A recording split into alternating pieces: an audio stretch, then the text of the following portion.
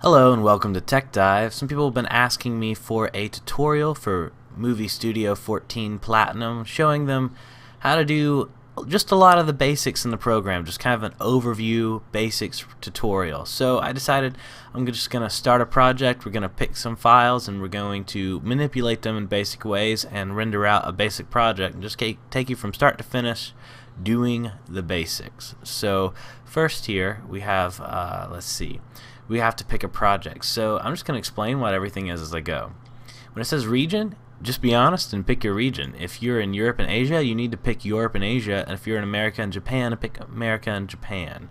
The reason is there's different standards, PAL and NTS standards for your camera and your video and stuff, and that's just how a lot of the math and expectations of the software reading it, what it looks for with your video. So when you're in the region, very rarely would you need to change your region. So just don't worry about that. If you're in America, pick America. If you're not in America or Japan, pick somewhere else. So audio, I'll go with stereo unless you know you're editing 5.1 surround sound. So match media settings is something that you would actually have to choose a sample piece of media to do, but AVC HD is what a lot of HD cameras use, or HDV. If you know you're going with something standard, usually just pick one of these. What will happen is when you pick your when you add the first video to your project, Vegas will ask if you want it to match those settings. Just select yes, unless you know you're doing something a little different. But I guess if we're going into the basics, I'm not going to kind of explain a lot of the whys behind that. That'll be another video. But for now, just if you're doing HD, go for HD. If you're not doing HD, go for DV. But you're probably doing HD, so go with one of these two, and that will get you set up for the basics. Let's see. The next thing you're going to want to do is name your project Tutorial. And then I'm going to say Browse, because I don't want it in my app data folder. That's not where I want it. What I do want it in is my folder called Deep Freeze. I'm just going to make a new folder and say tutorial. Okay, and then so in there, it's actually, so it says it's going to put it on my D drive, which is a hard drive I selected. If I click Manage Project Files, it'll create a file called tutorials and start saving everything I do in there. That's also a great place for you to put your video files if you want to keep everything together, but that's something that you'd have to do. So Vegas is unaware of what you want to edit with. You have to tell it what you want to edit with, and that's the next thing we're going to do. So let's hit OK. Here we go with a new project. If you go to Project Media, you can find your media by going through these windows, but you can also do some drag and drops. So let's do that. First, you can resize windows by kind of grabbing the corner of the window, wait until you get the double arrows there, and resize it. I usually like to make my video preview pretty good size while still being able to see what I'm doing here. So if you're doing a lot of timeline stuff, just run it up. If you're trying to get some final watches, I would make that a lot bigger. That's something you can just adjust as you go. Having two monitors would also be a big help, but we're doing this on one, so alrighty. Next we're gonna pick some footage. So now you guys get to see a little bit of my mess here. Let's see. Nope. Where did I put it? 1080 Ti, that looks promising. Here's the video we did about 1080 Ti. Look, I just drug that to the timeline, or you could have drug it to the project window here and it would have done it. You can grab multiple clips and drag them on over. That's usually what I like to do. What it's going to do is create a reference file here so it knows that this is where it is. If you move it in your file structure in your computer, if you move it in this side of things in Windows, it won't be able to find it in Vegas without searching again, but if you do happen to move it, it's usually pretty good about finding it when you do the search. So next thing we're going to do, it says, do you want to set your project video settings to match its media? I'm going to say yes. I don't say always because there's a chance that I don't want to, but right now I'm going to say yes because I added a first piece. Now what that does is it changes it to the settings that I'm looking for. Now notice I can scoot this around and stuff, but I'm not going to yet. Alright, so now I got this nice long video. This video is on YouTube. You should totally watch it. I'm going to unselect that and unselect that. I'm going to tell you guys what those do in just a second. So notice, let's just delete this here. You have project media. You can grab it up here, just drag and drop to your timeline.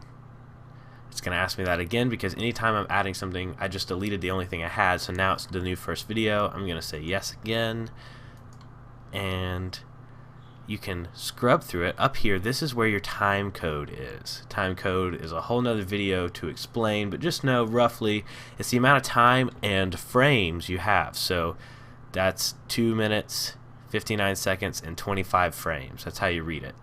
If it's got a colon, it's frames. If it's got a semicolon, it means drop frame. But I don't know if Vegas gets that detailed, whether it's drop frame or frame, at least right now. So you can just kind of scan through it by clicking up here. If you want to shorten your video, scroll your mouse wheel down or scroll it up to get detailed. Okay. You can move frame by frame. We're going to scroll back down, take a look here, and we see we have a video track and an audio track. So this is where you have your video and audio. These things are put together, but they don't have to be. We can break them up. So first, let's just make multiple things. Let's say I wanted to make a cut right here. You can kind of scroll in, arrow over until you get to the place you want to make a cut. Could have been a little tighter there. Ooh, I like that little transition. So I want to make a cut right before that transition. Boom. What did I do? I just hit S on my keyboard and I made a cut. So once I made a cut, then now I have 2 clips. Let's say I wanted to make some changes with that. Well, we're going to go over some of the basic clip tools here. If I want to move it, you just grab it with your mouse, you left click and it moves. You want to fade, you can grab it in the corner here and that creates a fade, where now I'm fading the music and the audio, but you don't necessarily have to do both. Let's see, I don't want to mute that here.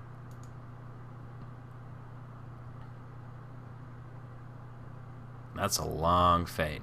So why did I hit mute? Well, I don't necessarily want my mic being messed up by the music coming out of it. So let's talk about these buttons. Now that I think about it, mute just toggles muting this track, but solo means that no other audio track is going to be on except for this one. So this one makes this one solo. That just mutes this track. And you can do the same with video. You can mute the video or solo the video. And muting the video simply means not seeing it.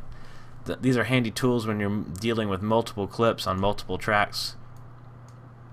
So this fade, I have a really long one. You can adjust it. If you don't know what a fade is, I will demonstrate. There we go. See, it's kind of coming up from black.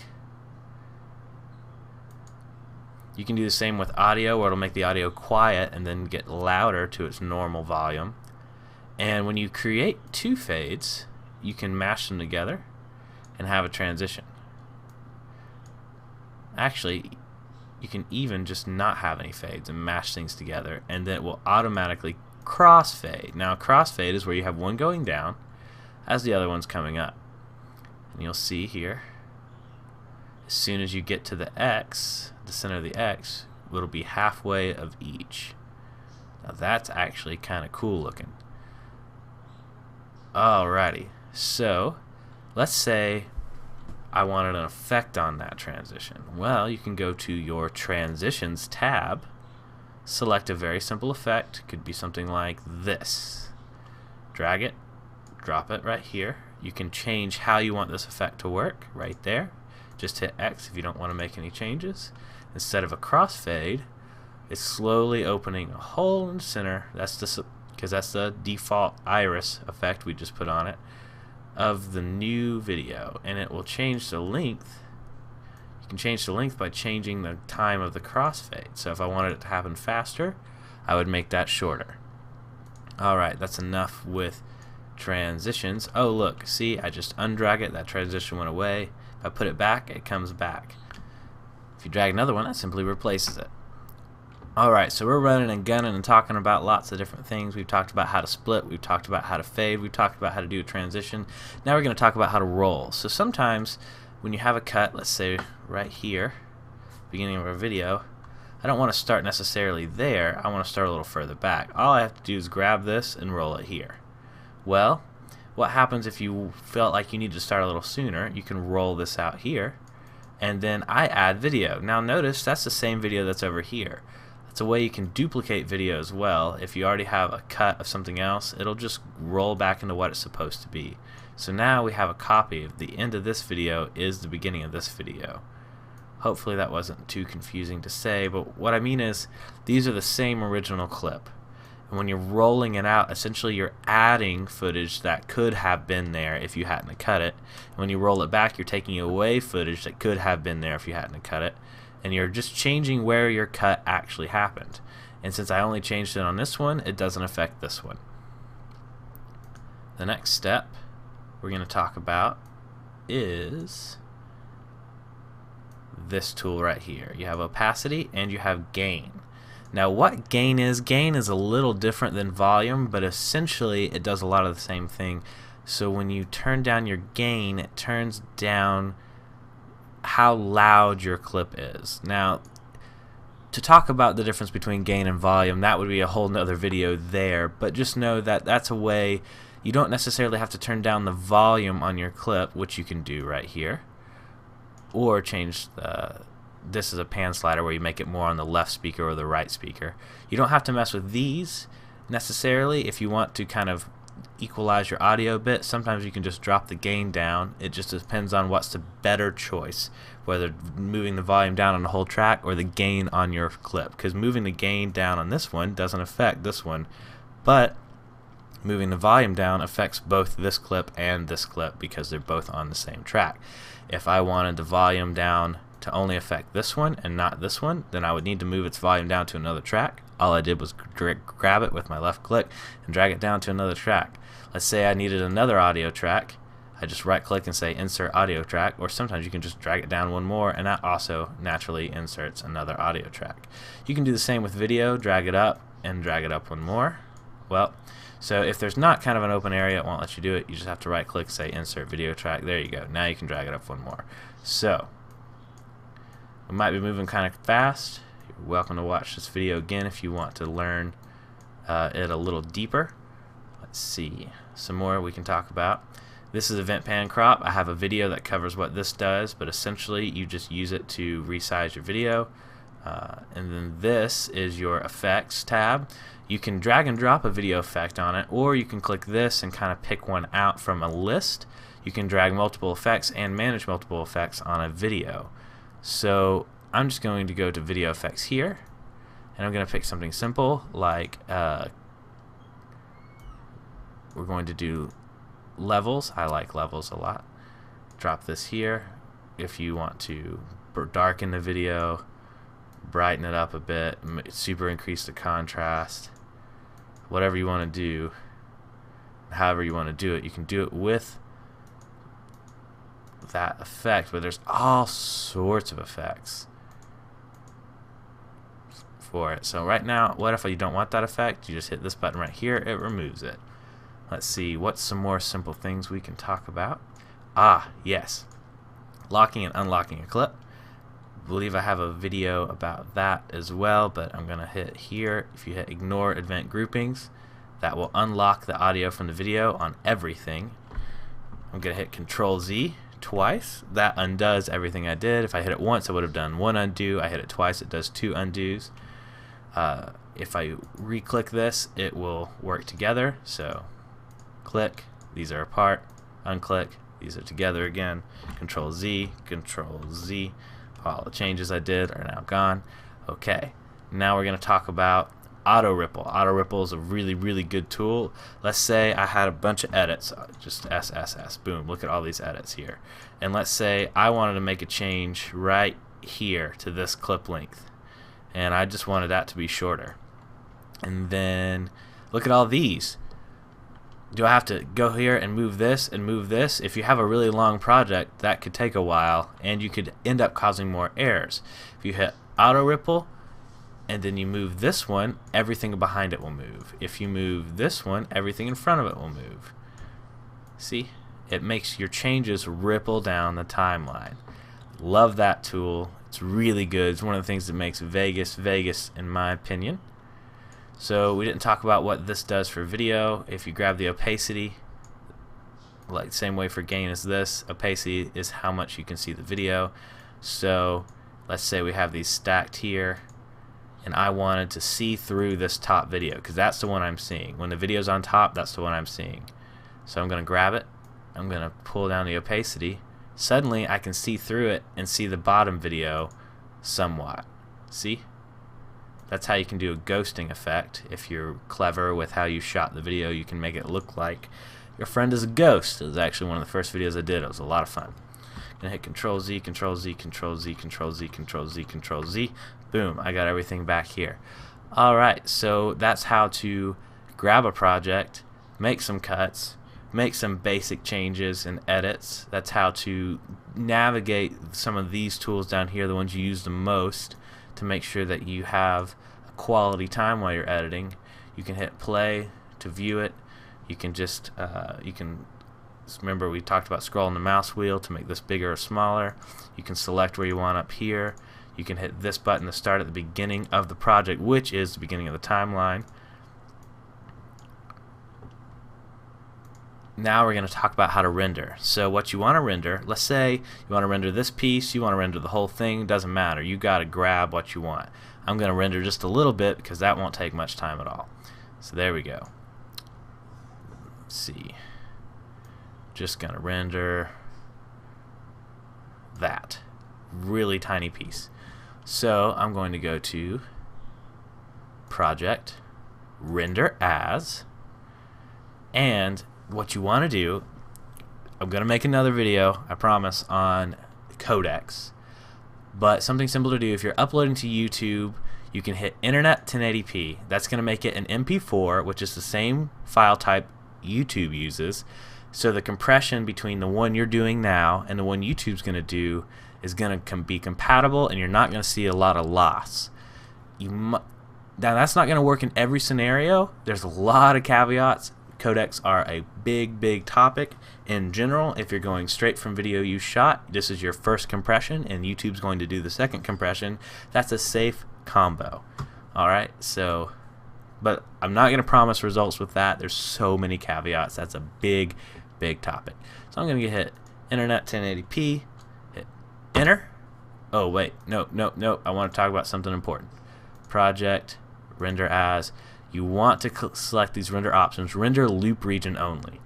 Vegas will guess the size of your project. You don't want it to have to do that if you don't have that selected. This is the loop region. That little bar over here I drug, that's the loop region. We want to have loop region only selected. It will stay selected once you do that. Then we just hit enter. Then it's going to render out. It's moving, it's moving, it's moving. It's moving. It's moving. See, so I'm compressing the video as I'm rendering it, which is giving my computer a little bit more to do. I believe this was shot in 1080p 60 or 4K. I can't remember which one we did this one in, but I think it was 1080p 60. It's got a fair amount of pixels to deal with. So we can hit open or open in folder. I like to hit open in folder because then I can see the path right to it. You can double click this, you can watch your video, and you can drag and drop that to YouTube from there. So that is the basics of Vegas. There's probably a ton of questions you still have. I have a ton of tutorials I still want to do, and I also have a nice little library starting to show up on my channel of tutorials. If you're interested in more Vegas tutorials, please subscribe, like if this video helped you out. Check out Tech Dive if you like this graphics card right here. Tech Dive does a lot of computer enthusiast stuff, including video editing. It does video games and computer building and enthusiast computer building. Just all that fun stuff is stuff we're interested in and stuff we want to share with you. So please check out our channel. Thanks for watching, and tune in next time for another Vegas tutorial. Comment below if you have any ideas for a Vegas tutorial. I would love to hear them, and I've done a few people's ideas, so hopefully I can do yours too. Thanks.